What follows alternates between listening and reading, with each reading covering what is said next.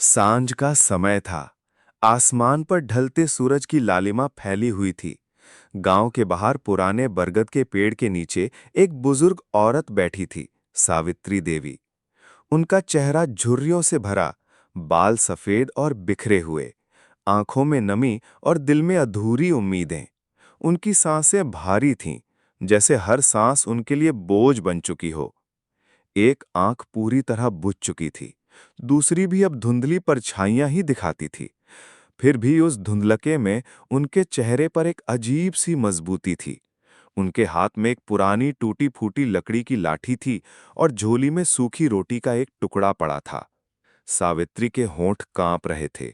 वे खुद से बड़बड़ाईं, जिस अर्जुन को मैंने अपनी आंख देकर रोशनी दी, वही आज मुझे पराया कर गया। आंखों से आंसू ढलक पड़े। हवा सरसराती हुई पेड़ की डालियों से गुजर रही थी, पत्तों की खड़खड़ाहट जैसे कोई रहस्य सुना रही हो। दूर कहीं उल्लू की आवाज गूंजी और माहौल और डरावना हो गया। तभी झाड़ियों से अजीब सी सरसराहट आई। सावित्री का दिल जोर से धड़क उठा। उनकी सांसें अटक गईं। कौन है वहां? वे बुदबुदाईं। अचानक अंधेरे से घायल सांप रेंगता हुआ बाहर आया। उसका शरीर जगह जगह से लहूलुहान था। उसकी आंखों में पीड़ा और बेबसी चमक रही थी। सावित्री ने कांपते हुए कदम पीछे खींचे। उनके दिल में डर भी था और दया भी। उसी समय पेड़ों के पीछे से बीन की आवाज सुनाई दी।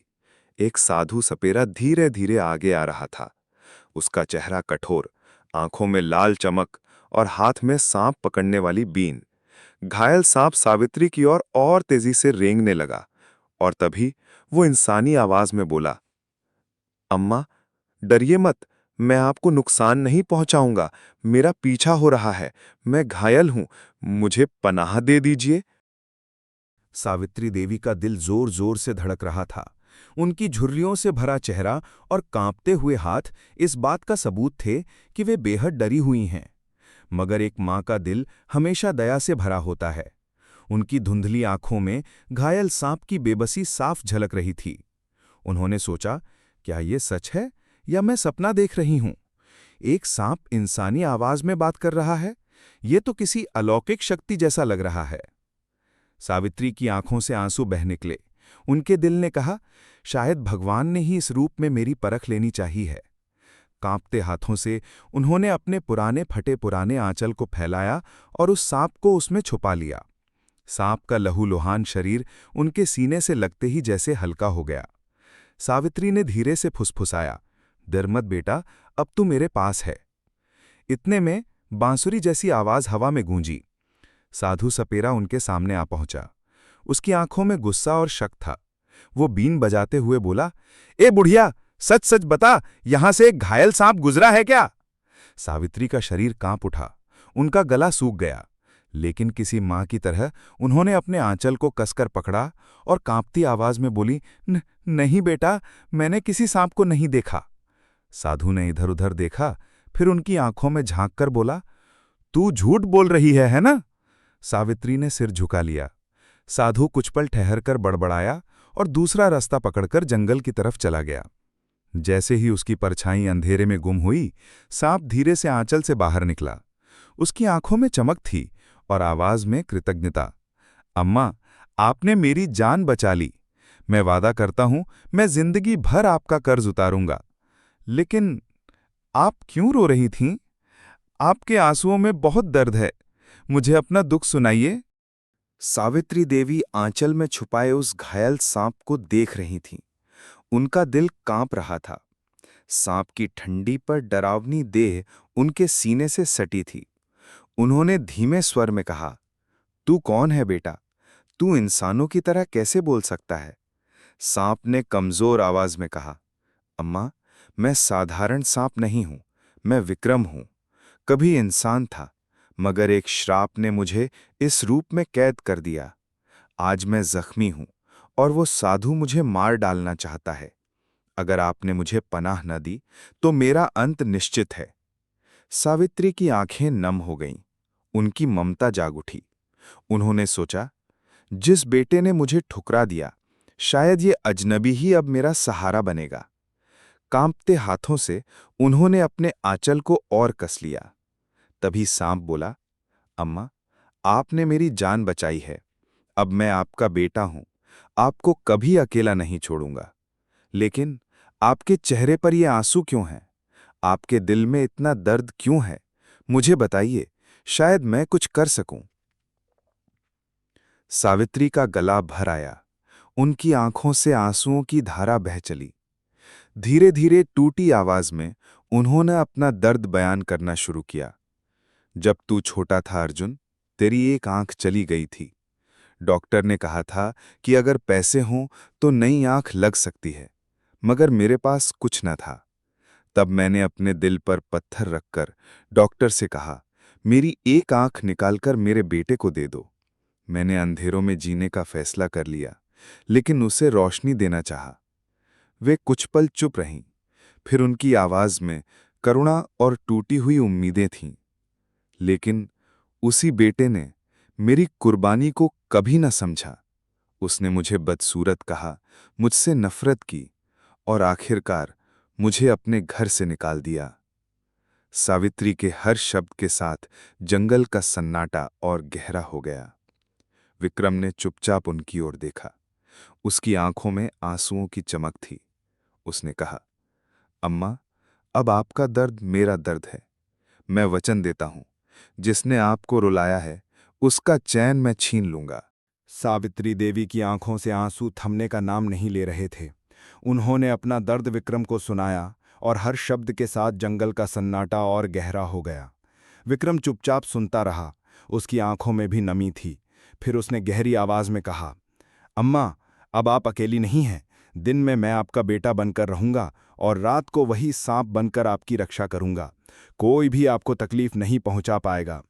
सावित्री का दिल एक पल को भर आया। उन्होंने कांपते हाथों से विक्रम के सिर को छुआ, जैसे पहली बार किसी ने उन्हें अपनों की तरह अपनाया हो। उन्होंने सोचा, काश अर्जुन ने भी मुझे ऐसे ही समझा होता। समय बीतता गया। विक्रम ने अपना वादा निभाया। दिन में वह एक जवान, सीधा साधा इंसान बनकर सावित्री के लिए जंगल से फल, शहद और लकड़ी लाता, उन्हें दवा देता, उनके पैरों को दबाकर सुलाता। गांव के लोग पूछते, यह युवक कौन है? सावित्री मुस्कुराकर कहती, यह मेरा बेटा है, भगवान ने मुझे भेजा है।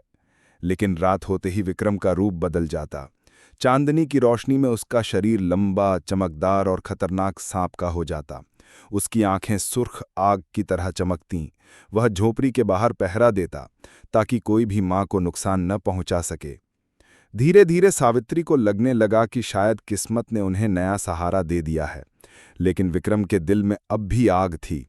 उसने सावित्री से एक रात कहा, अम्मा, जिस दिन आपकी बहू का बच्चा पैदा होगा, उसी दिन मैं अपना पहला वार करूंगा।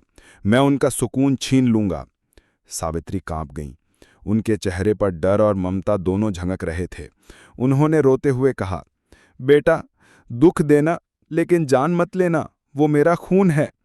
विक्रम ने धीमी मुस्कान के साथ कहा, चिंता मत कीजिए, खून नहीं बहाऊंगा, लेकिन उनका चैन जरूर छीन लूंगा। आपके आंसुओं का हिसाब इसी तरह चुकाया जाएगा। दिन गुजरते गए। गांव में खुशखबरी गूंजी, अर्जुन की पत्नी मीरा मां बनने वाली थी। पूरा घर सजने लगा। अर्जुन गर्व से फूला नहीं समा रहा था। उसने सावित्री को भी बुलाया और कहा, मां, मीरा का बहुत ख्याल रखना, उसे किसी चीज की कमी ना हो। सावित्री के दिल में हल्की सी उम्मीद जगी। उन्होंने सोचा, शायद पोते के आने से अर्जुन का दिल पिघल जाए। उन्होंने अपनी बूढ़ी देह के बावजूद बहू की सेवा शुरू कर दी। मीरा कहती, पांव दबाओ, सिर में तेल लगाओ, जल्दी खाना बनाओ। सावित्री थकी हड्डियों के बावजूद सब करती रहीं। महीनों बाद वो घड़ी आई। घर में रोने की प्यारी आवाज गूंजी। मीरा ने एक बेटे को जन्म दिया। अर्जुन खुशी से पागल हो गया। गांव में मिठाइयां बंटी, हर तरफ बधाइयां दी गईं। लेकिन उसी रात जंगल की झोंपड़ी में विक्रम की आंखें लाल अंगारों की तरह जलने लगीं। उसने सावित्री से कहा, अम्मा, वक्त आ गया है, आज पहली चोट होगी। सावित्री कांप उठी। उन्होंने रोते हुए कहा, बेटा, वादा याद रखना, जान मत लेना। विक्रम ने मुस्कुराकर कहा, मैं खून नहीं बहाऊंगा, पर उनका चैन जरूर छीनूंगा। रात गहरी हुई। घर में मीरा थकी हुई सोई थी। अर्जुन भी गहरी नींद में था। बच्चे का पालना खिड़की के पास रखा था। ठंडी हवा के साथ अचानक एक सरसराहट गूंजी। खिड़की धीरे धीरे खुली। एक लंबा, चमकता हुआ सांप भीतर घुसा। उसकी आंखों में आग थी, फन ऊपर उठा हुआ था। वो पालने के पास पहुंचा। बच्चे के गाल पर उसकी ठंडी जबान छुई। बच्चा रोने के बजाय हंस पड़ा। अगले ही पल सांप ने बच्चे को धीरे से अपनी लपेट में लिया और अंधेरे में गायब हो गया। मीरा की नींद टूटी। उसने पालना खाली देखा तो चीख उठी, मेरा बच्चा! उसकी चीख से पूरा गांव कांप उठा। लोग दौड़े आए। सब कहने लगे, ये जिन्न का काम है, ये बद्दुआ है। लेकिन सच्चाई ये थी कि बच्चा अब जंगल की झोंपड़ी में सावित्री की गोद में मुस्कुरा रहा था। विक्रम ने कहा, अम्मा, ये अब आपका है, ये आपके दिल का सुकून है। सावित्री की आंखों से आंसू बह निकले। उन्होंने कांपते हाथों से बच्चे को सीने से लगा लिया। हे भगवान, ये कैसा खेल है! पहले वार के बाद पूरा गांव दहशत में था। लोग फुसफुसा रहे थे, ये जिन का काम है, ये किसी श्राप की सजा है। मीरा का चेहरा पीला पड़ गया था। उसकी गोद खाली थी। वो पागलों की तरह बच्चे का नाम पुकारती रही। अर्जुन गुस्से में तड़प रहा था, किसी ने मेरा वंश छीन लिया। दिन हफ्तों में बदल गए। धीरे धीरे मीरा फिर से मां बनने वाली थी। अर्जुन ने खुश होकर कहा, इस बार मैं पहरेदार रखूंगा, कोई मेरे बच्चे को छू भी नहीं पाएगा। घर के बाहर जवान खड़े कर दिए गए। हर खिड़की, हर दरवाजे पर निगरानी बढ़ा दी गई। लेकिन जंगल की झोपड़ी में विक्रम की आंखें फिर लाल होने लगी। उसने सावित्री से कहा, अम्मा, अब दूसरा वार होगा, उनके गुरूर को तोड़ना है। सावित्री डर से कांप उठी। उन्होंने कहा, बेटा, रहम कर, ये बच्चा तो मासूम है। विक्रम ने धीरे से मुस्कुराकर कहा, अम्मा, मासूम तो आप भी थी जब आपके दिल को तोड़ा गया था। मैं खून नहीं बहाऊंगा, लेकिन उनका चैन जरूर छीनूंगा। फिर वो रात आई। मीरा ने दूसरे बेटे को जन्म दिया। पूरे घर में खुशियां लौट आईं। लेकिन जैसे ही रात गहरी हुई, आसमान पर काले बादल छा गए। हवा में एक अजीब सी सरसराहट थी। पहरेदार दरवाजों के बाहर चौकन्ने खड़े थे। अर्जुन तलवार लेकर कमरे में बैठा था। मीरा थकान से सो गई। बच्चा पालने में गहरी नींद में था। अचानक कमरे का दिया बुझ गया। चारों ओर सन्नाटा। सिर्फ खिड़की के पास से ठंडी हवा का झोंका अंदर आया। और अगले ही पल वही लंबा खतरनाक सांप अंधेरे से उभरा। उसकी आंखें लाल, पंखे जैसा फन उठा हुआ। उसने फुफकार मारी और सीधे पालने तक पहुंचा। बच्चे के गाल से उसकी ठंडी जबान छुई। बच्चे ने हंसते हुए आंखें खोली। विक्रम ने उसे अपनी लपेट में लिया और परछाई की तरह खिड़की से बाहर गायब हो गया। जब मीरा की नींद टूटी, उसने पालना खाली देखा। उसकी चीख इतनी भयानक थी कि पूरे गांव को हिला गई। लोग दौड़े आए। सब अंधविश्वास में डूब गए। ये बद्दुआ है, ये काली शक्तियों का खेल है। मगर सच्चाई ये थी कि जंगल की झोपड़ी में सावित्री अपने दूसरे पोते को गोद में लिए बैठी थीं। उनकी आंखों से आंसू बह रहे थे। विक्रम पास खड़ा था और बोला, अम्मा, दूसरा वार पूरा हुआ, अभी 3 बाकी हैं। मीरा की गोद अब तीसरी बार भरने वाली थी, मगर इस बार उसके चेहरे पर खुशी से ज्यादा डर था। उसके मन में सवाल गूंज रहा था, क्या इस बच्चे को भी वही अनजान ताकत छीन ले जाएगी? अर्जुन ने उसे दिलासा दिया, डर मत मीरा, इस बार ऐसा कुछ नहीं होगा। मैंने 50 पहरेदार लगाए हैं, पूरे घर को ताले और लोहे की जंजीरों से बांध दिया है। लेकिन सावित्री देवी का दिल कांप रहा था। उन्होंने विक्रम की आंखों में जलती आग देखी थी। दिन बीते और तीसरे बच्चे का जन्म हुआ। इस बार गांव में कोई उत्सव नहीं था। लोग चुप थे, डरे हुए थे। हर कोई महसूस कर रहा था कि कोई अदृश्य छाया उनके बीच मौजूद है। रात आई। आसमान पर बिजली चमकी, बादल गरजे, हवा चीख रही थी। अर्जुन तलवार थामे जागता रहा। पहरेदार मशाले लिए घर के चारों तरफ खड़े थे। मीरा बच्चे को सीने से लगाकर कांप रही थी। लेकिन उसी घड़ी जंगल की झोपड़ी में विक्रम का शरीर कांपने लगा। उसका चेहरा इंसानी से नाग में बदल गया। उसकी आंखें सुर्ख, जहर से भरी चमक लिए। वह फुफकारता हुआ बोला, तीसरा वार आज होगा। धीरे धीरे किसी परछाई की तरह वह घर की ओर बढ़ा। पहरेदारों ने कुछ नहीं सुना। हवा में सिर्फ उसकी फुफकार घुल गई थी। घर के भीतर दिए अचानक बुझ गए। खिड़की की सलाखें खुद ब खुद मुड़ गईं और विक्रम सांप के रूप में अंदर घुस आया। मीरा ने चीखते हुए बच्चे को और कसकर पकड़ लिया। नहीं, मेरे लाल को मत छीनना। अर्जुन तलवार लेकर झपटा, लेकिन हवा में सिर्फ उसका वार हुआ। विक्रम ने बच्चे के गाल को छुआ। बच्चा रोने के बजाय फिर हंस पड़ा। अगले ही पल विक्रम ने उसे अपनी लपेट में लिया और खिड़की से बाहर गायब हो गया। मीरा जमीन पर गिरकर पागलों की तरह चीखने लगी, हे भगवान, क्यों मेरे बच्चों को क्यों छीन रहे हो? गांव वाले दौड़े आए। सबके चेहरों पर दहशत थी। अब यह श्राप है, पूरा परिवार बर्बाद हो जाएगा। लोग एक दूसरे को दोष देने लगे, लेकिन जंगल की झोपड़ी में सावित्री देवी का दिल चीर रहा था। उनकी गोद में तीसरा बच्चा मुस्कुरा रहा था। आंसुओं से भरे चेहरे के साथ उन्होंने विक्रम से कहा, बेटा, अब बस कर, ये मां और नहीं सह पाएगी। विक्रम की आवाज गूंजी, अम्मा, अभी 2 वार बाकी हैं, तभी इंसाफ पूरा होगा। गांव अब डर और अंधविश्वास में डूब चुका था। लोग फुसफुसाते, इस परिवार पर किसी का श्राप है, इनके बच्चों को अदृश्य ताकतें ले जा रही हैं। मीरा की हालत और बिगड़ती जा रही थी। उसकी आंखें सूनी, चेहरा पीला। वह अक्सर अपने खोए बच्चों के नाम पुकारते हुए अचानक जमीन पर गिरकर रोने लगती।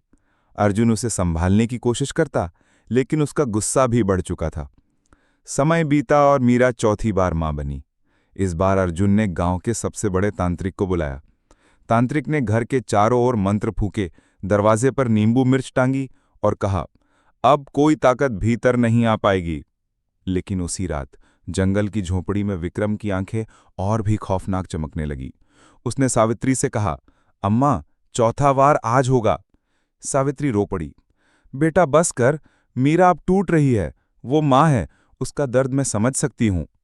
विक्रम ने सख्त आवाज में कहा, अम्मा, जब आपने भी अपने बेटे के लिए सब कुछ सहा था, तब किसने आपको रोका था? अब इनका भी वही हाल होगा। उस रात भी वही हुआ। दिए बुझ गए, तंत्र मंत्र काम ना आए। सांप खिड़की से भीतर घुसा और चौथे बच्चे को भी ले गया। मीरा जमीन पर गिरकर पागलों की तरह चिल्लाई, मेरा बच्चा, मेरा बच्चा, हे भगवान, मुझे भी मार दो। गांव वाले इकट्ठा हुए। किसी ने कहा, ये औरत अभिशप्त है। कोई बोला, इसे पागलपन का रोग हो गया है। मीरा हंसती और अचानक जमीन पर गिरकर रोने लगती। फिर कुछ महीनों बाद 5वां बच्चा हुआ। इस बार अर्जुन खुद दरवाजे पर पहरा देने बैठा, लेकिन विक्रम ने अपने जहरीले फुफकार से अर्जुन को बेहोश कर दिया और 5वें बच्चे को भी उठा ले गया। गांव अब डर से कांप रहा था। लोगों ने कहना शुरू कर दिया, ये औरत मनहूस है, जहां ये है वहां कभी सुख नहीं रहेगा। जंगल की झोपड़ी में सावित्री 5 बच्चों को अपनी गोद में लिए बैठी थीं। उनकी आंखों से आंसू बह रहे थे, लेकिन दिल में एक कड़वा सुकून भी था। वो बच्चे जिन्हें उनकी मां ने नकारा, अब मेरी गोद में हंस रहे हैं। विक्रम की आवाज गूंजी, अम्मा, 5वां वार पूरा हुआ, अब आखिरी इंसाफ होना बाकी है। गांव अब पूरी तरह दहशत में था। 5 बच्चों के गायब होने के बाद लोग फुसफुसाने लगे, ये परिवार शापित है, इसका अंत निश्चित है। मीरा का चेहरा और बिगड़ गया था। कभी अचानक हंस पड़ती, कभी जमीन पर गिरकर चीखने लगती। अर्जुन का गुस्सा बुझ चुका था। अब उसकी आंखों में सिर्फ खालीपन और बेबसी बची थी। उसी वक्त गांव में एक नूरानी बुजुर्ग आए। सफेद दाढ़ी, लंबा चोला, हाथ में लकड़ी की छड़ी। उन्होंने भीड़ से पूछा, बेटी, क्यों रोती है? यह सारा शोर क्यों है? मीरा उनके पैरों पर गिर पड़ी और फूट फूट कर बोली, बाबा जी, मेरे 5 बच्चे कहाँ हैं? जिन ले गया या बद्दुआ लगी है? क्या वे जिंदा हैं? बुजुर्ग ने उसका सिर सहलाया, बेटी, तेरे बच्चे मरे नहीं हैं, वे सब जिंदा हैं, उन्हें कोई जिन नहीं ले गया। भीड़ सन्न रह गई। अर्जुन कांपती आवाज में बोला, तो फिर मेरे बच्चों को कौन ले गया? बुजुर्ग की आंखों में रहस्य झलका। उन्होंने धीमे स्वर में कहा, हर रात जो सांप तेरे घर आता था, वही उन्हें ले गया। तेरे बच्चे अब जंगल की झोपड़ी में सुरक्षित हैं। भीड़ हक्का बक्का रह गई। मीरा चीखकर बोली, मुझे मेरे बच्चे चाहिए, चाहे मेरी जान भी क्यों ना चली जाए। बुजुर्ग ने आकाश की ओर देखा और कहा, तेरी परीक्षा अभी पूरी नहीं हुई, पर यदि सच देखना चाहती है तो मेरे साथ चल। रास्ता कठिन और डरावना है, मगर वहीं तेरा सच इंतजार कर रहा है। अर्जुन और मीरा कांपते हुए उनके पीछे चल पड़े। रास्ता सुनसान था, कांटों से भरा। जंगल में अजीब सरसराहट और जानवरों की आवाजें गूंज रही थीं। मीरा ने अर्जुन का हाथ कसकर पकड़ लिया। मुझे डर लग रहा है, हमें अकेला मत छोड़ना। आखिरकार दूर अंधेरे में एक मिट्टी की झोंपड़ी की हल्की रोशनी नजर आई। मीरा की धड़कन तेज हो गई। वो देखो, यकीनन मेरे बच्चे वहीं हैं। तीनों झोंपड़ी के करीब पहुंचे, लेकिन तभी जमीन कांप उठी। एक भयानक फुफकार ने सन्नाटे को चीर दिया। झोंपड़ी के सामने वही लंबा जहरीला सांप खड़ा था। उसकी आंखें सुर्ख अंगारों जैसी चमक रही थीं। फन आकाश की ओर उठा हुआ। मीरा कांपते हुए अर्जुन का हाथ पकड़कर बोली, यही है, यही वो सांप है जिसने मेरे बच्चों को छीना है। झोपड़ी के सामने जहरीला सांप खड़ा था। उसकी फुफकार इतनी भयानक थी कि लगता था जमीन फट जाएगी। अर्जुन और मीरा कांपते हुए पीछे हटे। मीरा चीख कर बोली, हट जा, मेरे बच्चों को लौटा दे। अर्जुन ने तलवार उठाई, मगर उसका हाथ कांप रहा था। सांप ने फन जमीन पर पटका और गरजा, इतनी आसानी से हिसाब पूरा नहीं होगा। जब तुमने एक माँ को उसका बेटा छीना था, तब दर्द नहीं हुआ। आज वही दर्द तुम्हारे हिस्से में आया है। मीरा जमीन पर गिर पड़ी और रोते हुए बोली, हाँ, हमसे गलती हुई, हमें माफ कर दे, मेरे बच्चे लौटा दे। सांप की आंखों में जहर चमक रहा था। उसने अर्जुन की तरफ देखा और बोला, जानते हो तेरी माँ एक आंख से क्यों अंधी है? बचपन में जब हादसे में तेरी आंख चली गई थी, तब लोगों ने तुझे माजूर कहा। तेरी माँ ने अपनी आंख निकालकर तुझे दी। खुद अंधेरों में जीती रही, मगर तूने उसी माँ को धुतकार दिया, जलील किया, भूखा रखा। अर्जुन हक्का बक्का रह गया। उसके हाथ से तलवार गिर पड़ी। वो जमीन पर बैठ गया और चीखते हुए बोला, माँ, मैंने तुझसे जिंदगी भर गलती की, मुझे माफ कर दे। झोपड़ी का दरवाजा धीरे से खुला। अंदर सावित्री देवी पांचों बच्चों को गोद में लिए बैठी थीं। उनकी आंखों से आंसू बह रहे थे। मीरा दौड़कर दरवाजे तक पहुंची। अम्मा, मुझे मेरे बच्चे दे दो, मैं कसम खाती हूं, अब कभी तेरा दिल नहीं तोड़ूंगी। सावित्री कांपते हाथों से उठी। उन्होंने बच्चों को और कसकर सीने से लगाया और बोलीं, ये बच्चे अब मेरे सुकून हैं, लेकिन अगर तुम सच में तौबा कर चुकी हो तो मेरा इम्तिहान पूरा हो गया। सांप की आंखों में पहली बार नमी छलकी। उसने फन झुका लिया और कहा, अम्मा, आपका इंसाफ पूरा हुआ, अब इनका सुकून लौटाना आपका हक है। दरवाजा खुला। पांचों बच्चे दौड़कर मीरा की गोद में जा गिरे। मीरा फूट फूट कर रोई और उन्हें सीने से लगा लिया। अर्जुन ने अपनी माँ के पैरों को पकड़ लिया और बोला, माँ, अब आखिरी सांस तक तेरे कदमों में रहूंगा। सावित्री ने कांपते हाथों से बेटे को सीने से लगाया। बरसों बाद उनका दिल हल्का हुआ। बुजुर्ग बाबा ने आसमान की ओर देखा और कहा, आज इंसाफ पूरा हुआ, अब ये परिवार सचमुच नया जन्म पाएगा। झोपड़ी के बाहर बैठा विक्रम चुपचाप सब देख रहा था। उसकी आंखों से आज जहर नहीं, आंसू बह रहे थे। उसने भारी आवाज में कहा, याद रखना, अगर वादा तोड़ा तो मैं वापस आऊंगा। और वो धीरे धीरे अंधेरे में गायब हो गया।